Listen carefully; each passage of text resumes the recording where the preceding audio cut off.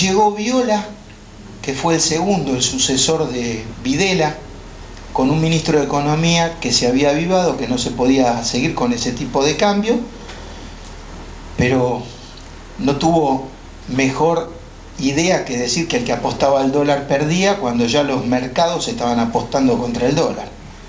Entonces el mercado se lo llevó puesto, tuvo que pegar él una devaluación del 30% y como se quedó corto a los 60 días pegó otro 30%, la tasa compuesta es que a los 60 días estábamos 70% de devaluación, la inflación empezaba a ser, digamos, congruente con ese tipo de evaluaciones y estábamos otra vez en la cuerda floja en el 81, un año para olvidar. 81 y 82, 2 años tremendos. Pero bueno, parecía que habíamos visto todo con los militares, pero no, llegó Galtieri. El niño mimado de Estados Unidos había estudiado en West Point. Yo no sé porque no escuché hablar inglés nunca. No sé si estudia con auriculares en West Point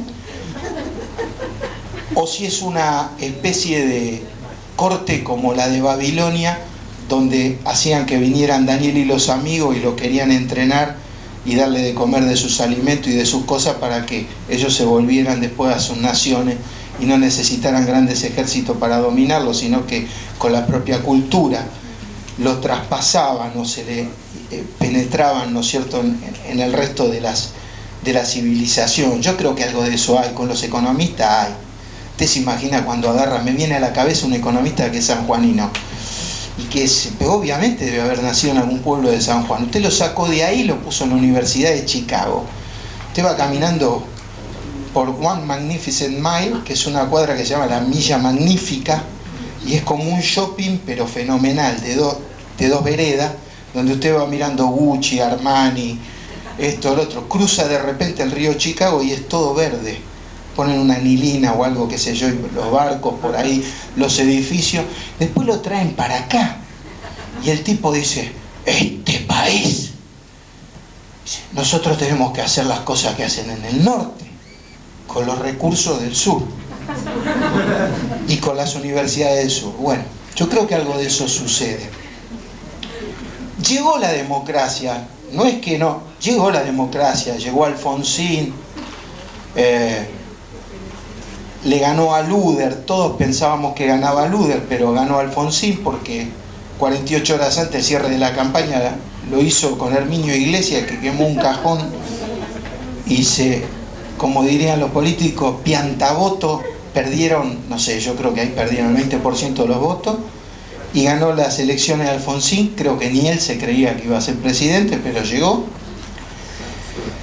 Y lo puso de ministro de Economía a Bernardo Grispum, que era alguien que tenía un enfoque popular. El único ministro de Economía que yo vi que en el Ministerio de Economía tocaban el bombo y le cantaban y dale Russo, dale Russo, porque daba aumento de salario, enfrentaba al Fondo Monetario. En un año lo rajaron, se puede imaginar. Eso no duró nada. Lo vino a reemplazar Juan Vital Zurruil, el inventor del Plan Austral y del desagio.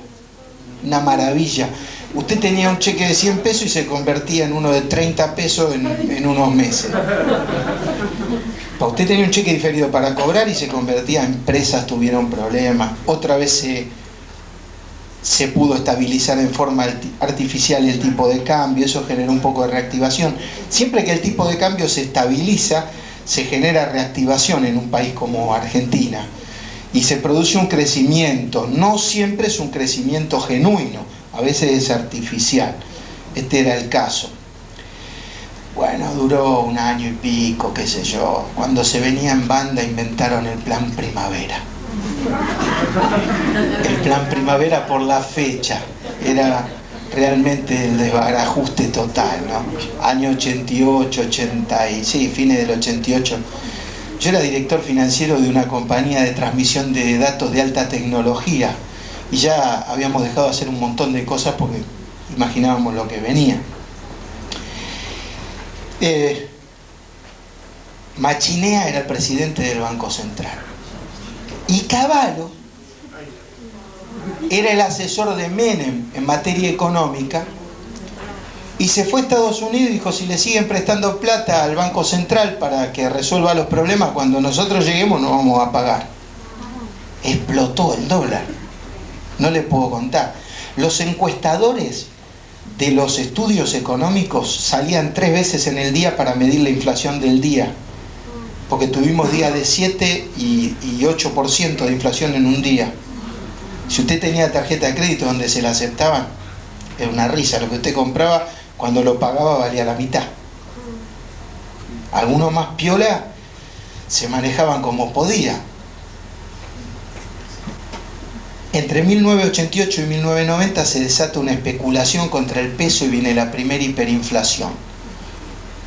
Impresionante lo que pasaba. Los jovencitos, veo muchos jovencitos, no tienen ni idea de lo que le estoy hablando.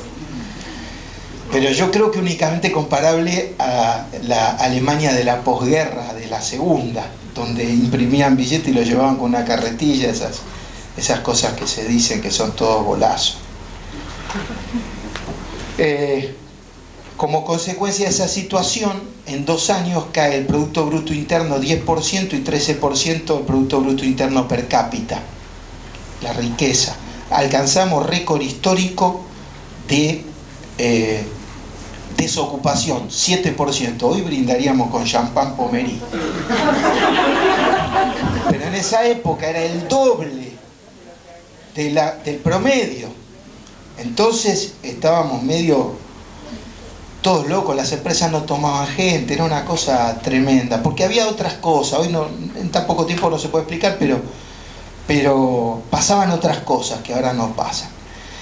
En esa situación, Alfonsín adelanta 6 meses las elecciones, se lo entrega a Menem y dice que Dios te ayude. Menem, con un grado de irresponsabilidad fenomenal, el grado de incoherencia el Menem que ustedes conocieron cuando terminó era un presidente distinto que el presidente que asumió.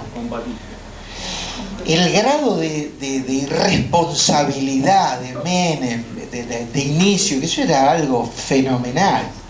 Yo me voy de una conferencia charlando con Eugenio Folchini, con Enrique Folchini, que era un liberal, alguien que los militares lo tuvieron un director del Banco Central.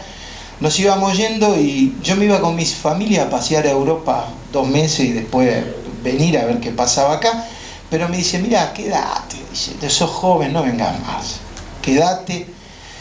Yo amo este país, como dicen esta gente, este es mi país, yo lo amo. O sea, no tenía idea de irme fui a pasear porque era un grado de incoherencia. Además, un economista, cuando hay todo ese desbarajuste, no puede trabajar, no se puede hacer nada.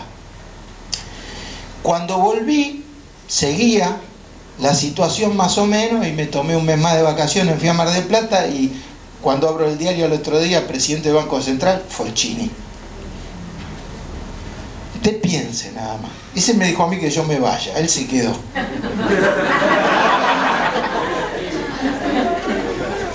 Llega Menem al poder, presidente Menem. Lo primero que hace, va a visitar en su lecho de enfermo al archienemigo del peronismo, el almirante Isaac Rojas, y le da un beso en la mejilla en su lecho de convalecencia.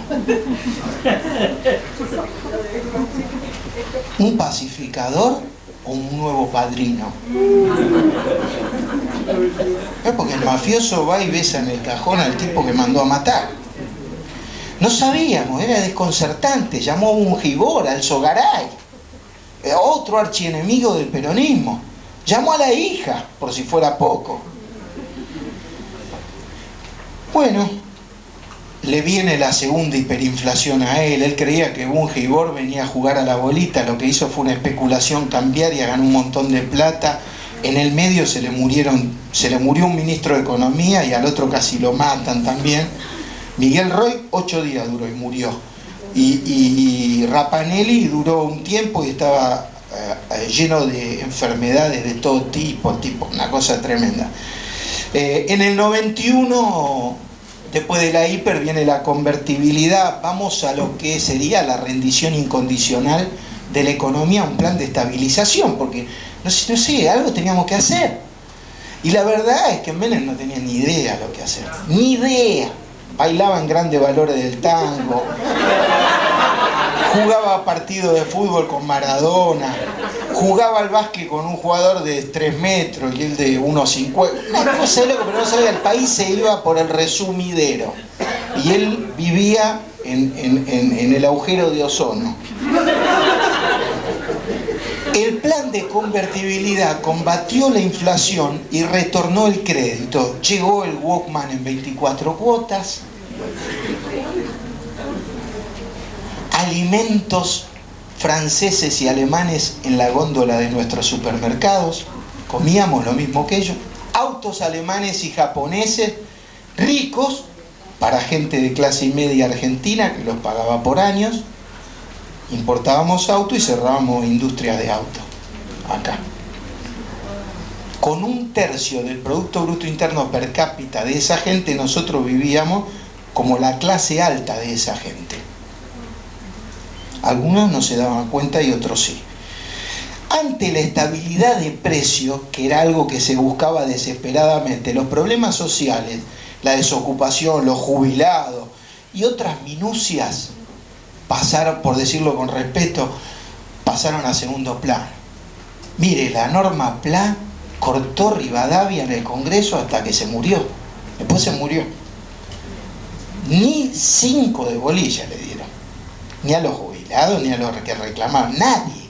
El grado de insensibilidad social que se alcanzó no tenía un precedente. Yo no digo que esté bien o esté mal. Yo digo, no había un precedente. Nadie se imaginaba un grado de prescindencia de los aspectos sociales de esa magnitud.